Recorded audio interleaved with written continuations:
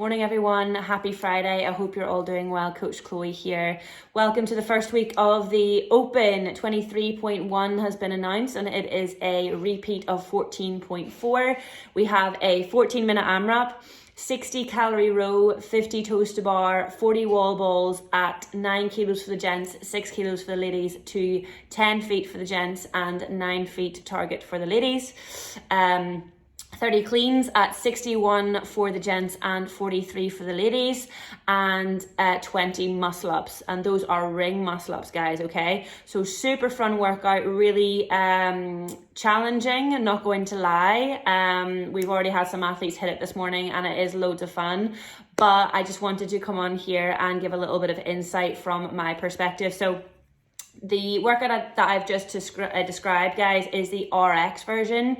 There is a scaled option available as well, which is 60 calorie row, 50 hanging knee raises, 40 wall balls, 30 cleans at 43 for the gents and 29 for the ladies, and then 20 chin over the bar pull-ups, guys. Okay, so that chin over the bar, that can be strict, kipping or butterfly. However, unless you are a scaled 55 plus athlete, and I don't think we have anyone here, you cannot do jumping or banded. Okay, it has to be using your own body weight, guys.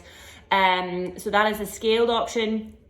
And then we have our foundations. So foundations is a 14-minute AMRAP as well. You're going to do 60 strokes on the rower, 50 butterfly sit-ups, 40 wall balls at 6 kilos for the gents and 3 for the ladies to a 9 feet target. You're going to do 30 cleans at 35 kilos for the gents and 25 for the ladies, and then 20 push-ups. There we go. Aren't you impressed that I'm just remembering this off the top of my head? I am. So those are your 3 different categories, guys. Okay.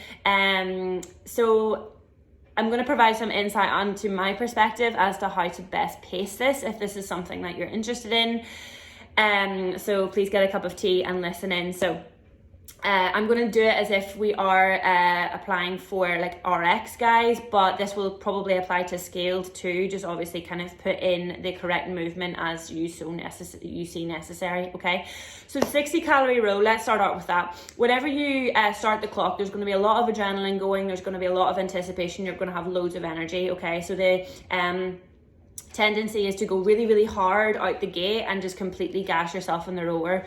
My advice is to go a little bit more conservative than perhaps you're accustomed to. That means do not go out too hot on the rower.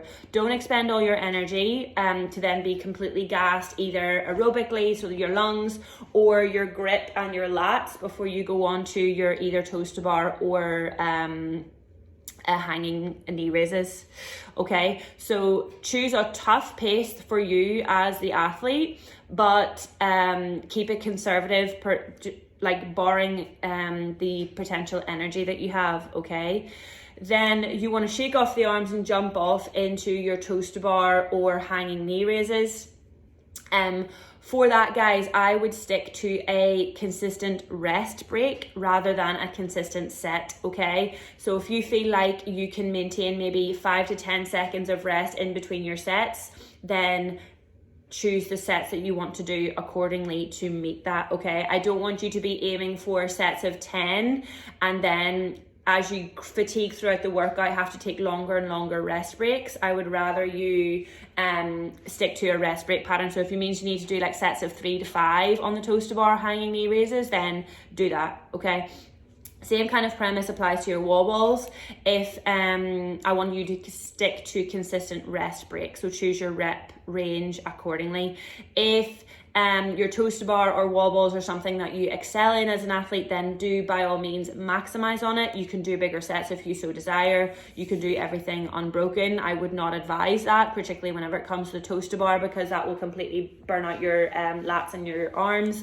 But capitalize on your strengths here, guys. Okay, when it comes to the power cleans, I would advise doing quick singles if you know that you're going to get to the muscle ups, okay? So if you want to have time to get to the muscle ups and have enough upper body energy and strength, then I would go quick singles.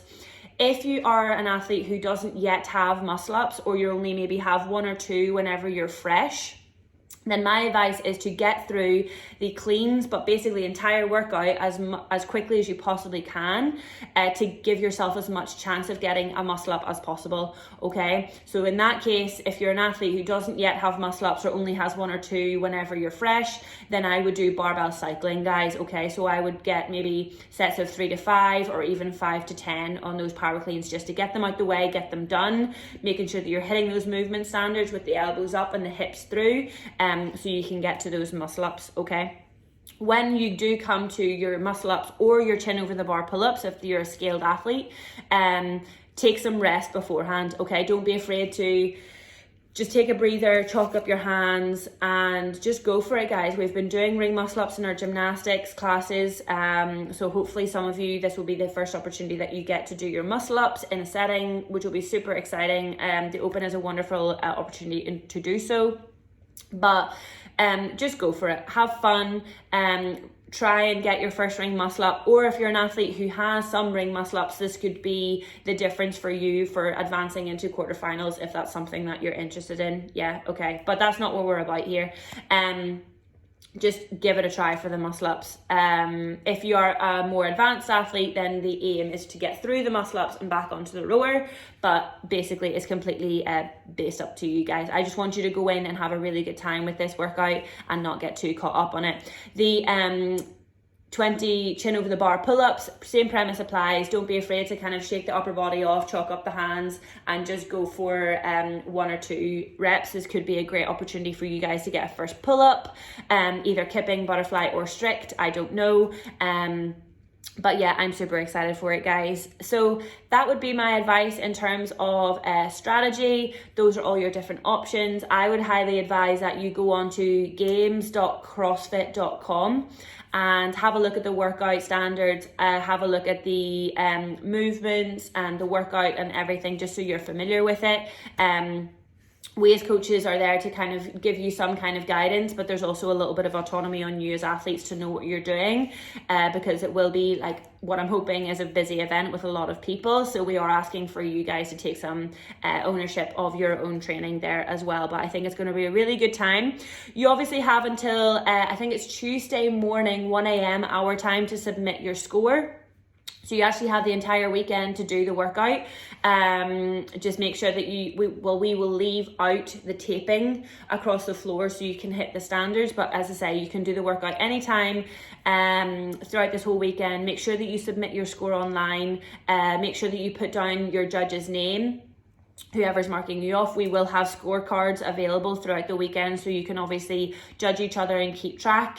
But I think that's pretty much everything that I wanted to cover, guys. Super well done for all your efforts. I'm really looking forward to it, and see you all there. Bye bye.